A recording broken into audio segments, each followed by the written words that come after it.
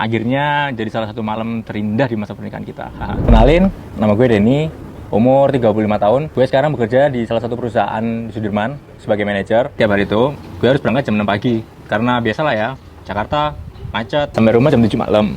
Itu pun kalau nggak lembur. Jadi sampai rumah ya baru sekitar jam 11 malam pas semuanya udah tidur. Sering keluar kota juga buat bisnis trip, nemuin klien, closingan deal bareng vendor. Intinya gue jarang di rumah deh. Gue dan istri udah menikah selama 5 tahun. Puji Tuhan, udah dikaruniai 1 orang anak dengan rutinitas gue yang sama dari hari pertama gue menikah. Sering banget nggak punya waktu buat sama istri. Minimal 2 bulan sekali lah, baru bisa ajakin istri dinner. Itu pun kalau gue harus keluar kota 1 bulanan. Ya, otomatis harus nunggu sampai bulan depan lagi. Kalau bisa dibilang, kehidupan pernikahan gue itu jauh dari kata baik-baik aja. Tiap hari itu rasanya nggak makin mulus. Ada aja.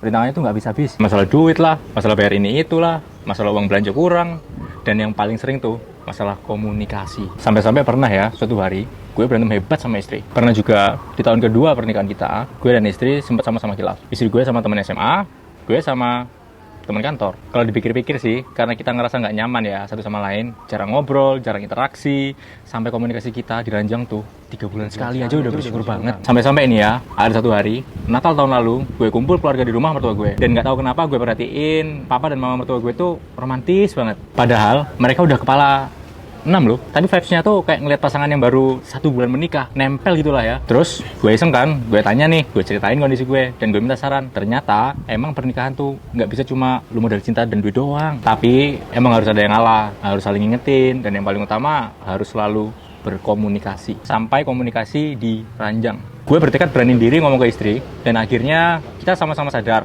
selama ini cara kita untuk menjaga hubungan ini tuh kurang tepat. Sehingga di ulang tahun pernikahan kita yang kelima, istri gue kadoin gue kacamata yang lagi gue pakai sekarang nih. Dan gue nggak nyangka dia kasih gue suplemen buat diranjang gitu.